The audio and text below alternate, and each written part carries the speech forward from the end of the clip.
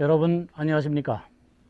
오늘은 내가 얻은 자유를 악을 핑계하는 방법으로 간직하지 말라라는 제목으로 말씀드리겠습니다.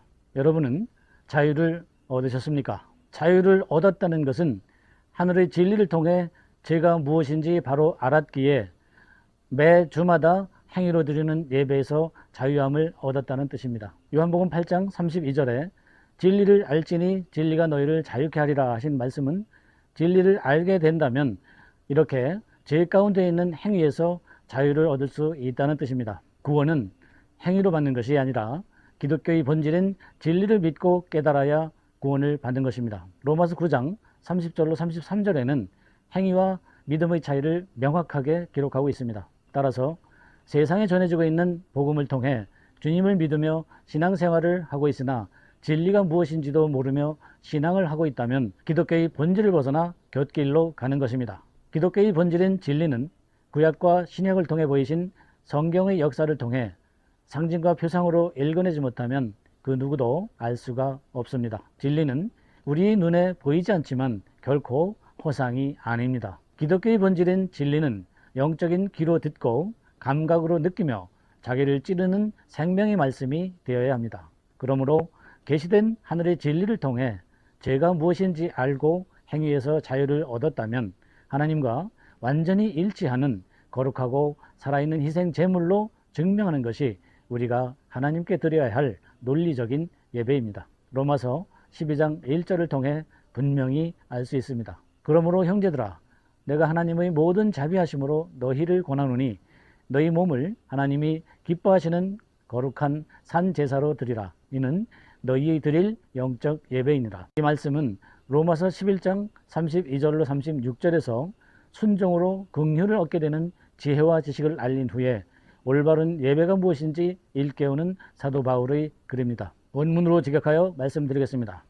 그러므로 형제들아 그 대우의 그 자비를 통하여 너희들을 청하노니 너희의 그 몸들을 저 하나님과 완전히 일치하는 또는 용납할 만한 거룩하고 살아있는 희생 제물로 증명하는 것이 너희의 그 논리적인 예배이니라 또는 하나님의 사역이니라 또는 신적인 봉사이니라. 이 말씀은 믿는 자들의 하늘 아버지로서 하늘로부터 오시는 아버지 즉 대우께서 주시는 자비를 통해 우리가 드려야 할 올바른 예배가 무엇인지 일깨우고 있습니다.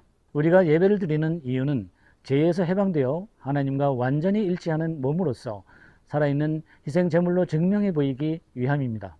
이렇게 영적으로 드리는 예배를 가리켜 논리적인 예배요 하나님의 사역이요 신적인 봉사라 합니다. 이는 결코 행위로 드리는 예배가 아닙니다. 하나님은 영이십니다. 영이신 하나님은 결코 행위로 드리는 예배를 원치 아니하십니다. 반드시 성령과 진리 안에서 드리는 영적인 예배를 원하십니다. 요한복음 4장 24절에는 이렇게 기록하고 있습니다. 하나님은 영이시니 예배하는 자가 신령과 진정으로 예배할지니라. 원문으로 직역하여 말씀드리겠습니다. 저 하나님은 영이시니 실로 그를 예배하는 자들은 의무적으로 반드시 성령과 진리 안에서 예배를 드려야 하느니라.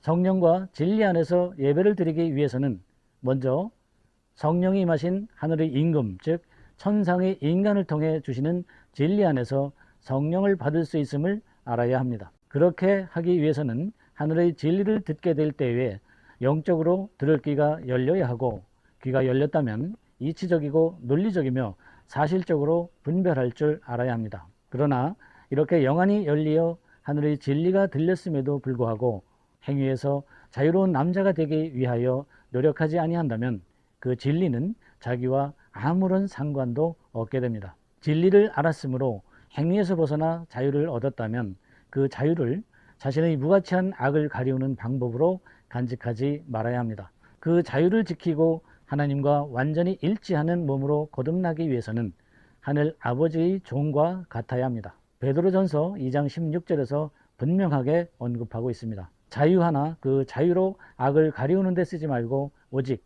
하나님의 종과 같이 하라. 원문으로 직역하여 말씀드리겠습니다. 자유로운 남자들이 되기 위하여 그 자유를 그 악을 또는 무가치를 핑계하는 어떤 방법으로 간직하지 말고 반대로 대우의 종들 같아라. 결론을 말씀드리면 죄, 즉 행위에서 자유함을 얻기 위해서는 하늘의 진리를 반드시 알아야 하고, 알았다면 그 자유를 잘 활용하여 악에서 벗어나야 합니다.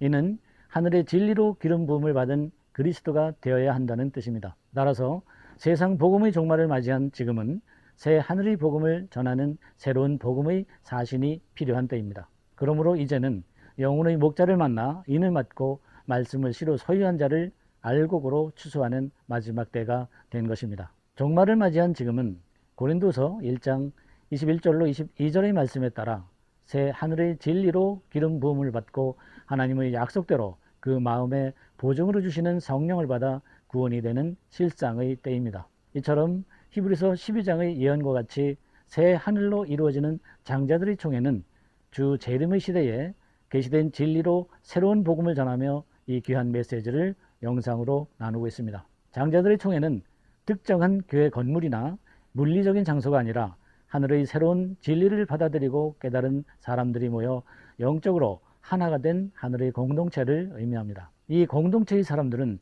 성경에 예언된 마지막 시대의 진정한 성전이며 하늘의 장자로서 새로운 시대의 영적인 리더가 될 것입니다. 이 영상을 통해 하늘의 진리로 인을 맡고 성령과 혼인하는 영적인 혼인잔치에 여러분을 초대합니다. 여러분의 영혼이 자유함을 얻고 진정한 하늘나라의 백성으로 함께 하시길 빕니다. 오늘 함께 하신 여러분을 장자들의 총회에서 새로운 영적 리더로 만날 수 있기를 소망합니다. 감사합니다.